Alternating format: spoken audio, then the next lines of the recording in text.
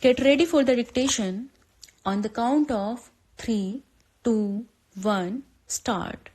Mr. Deputy Chairman, Sir, I thank you for giving me this opportunity. This address by the President is well drafted, well documented, and well intentioned. It is not a hazy illusion, but rather a document in reality. What is the thinking of the government? What is the government doing? They are contained in this address. Our Prime Minister wants to transform this country into a strong, educated and modern country. With this aim in view, he wants to harness science and technology and other techniques. Now, some of the members from the opposition said, what is the need of repeating the words socialism and secularism, etc.? If you have to practice all good things, you have to repeat them. A Hindu goes to mandir so many times, a Muslim repeats namaz 5 times a day, and the Christian goes to the church. The reason is that he should do those good things. So, with that in view, we have to remind the people about the socialism, about the secularism. Now, the vision of this government was the vision of Mahatma Gandhi, vision of Pandit Jawaharlal Nehru, and of late Srimati Indira Gandhi. We want to continue on the same path shown by these great leaders. Now, some of the members from the opposition pointed out there is a contradiction in our foreign policy statement regarding United States of America. Actually, there is no contradiction. We are a non-aligned nation and we have to maintain a balance. If we want to be very friendly with one bloc, we have to be friendly with other bloc also. No doubt we value the friendship with Soviet Russia, and there is a long paragraph on that.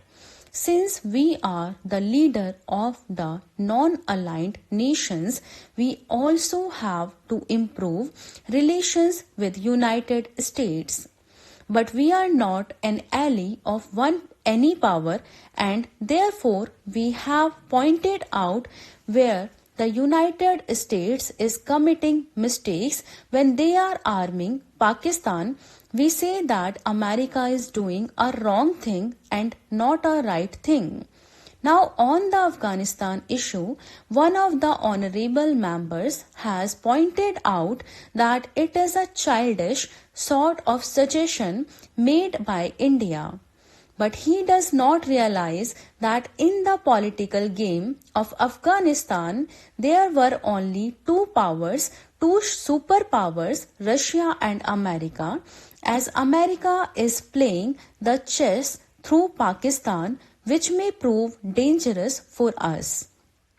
It is to the credit of our government, to the credit of our Prime Minister, that when Russia announced return of army from Afghanistan, they conveyed that to India, and also the American Deputy Foreign Minister has come to consult our Prime Minister to find the real good and permanent solution to Afghanistan issue. By that, India has gained in the world politics. Regarding Sri Lanka issue, some members pointed out that we have done the same. But actually, there was no other alternative left for us. That was the best option for India. At that time, there was a vacuum in Sri Lanka, and this vacuum would have been filled either by any superpower or by Israel or by any other power, and in that case, what would have been the political and strategic position of India? Therefore, we sent the Indian forces to Sri Lanka not to conquer but to bring normalcy and order in the framework of the constitution of that country, and for that also for the first time the Tamilians were given their right to vote and everything required in the normal life of the Sri Lanka government. It was a right move at that time. The person who takes initiative in any matter would meet with some resistance in the beginning, but I think the Sri Lankan policy of the government of India will succeed and peace and normalcy will come to Sri Lanka. Coming to the internal policy, this government of our Prime Minister has stood through two grim tests. One is forced by nature and another is hatched by conspirators. The first is the drought and floods. The country has passed through the unprecedented drought and floods this time. And instead of wasting time on non-issues, our Prime Minister tackled the floods and drought situation with all the might of the government, and everything was mobilized and nobody was allowed to die due to hunger, and all help was given to the needy. The second is the conspiracy to topple this government, the conspiracy to actually defame the Prime Minister. In India, all the political parties move round the political leaders. The people have said that we are not socialists and that we are forgetting socialism.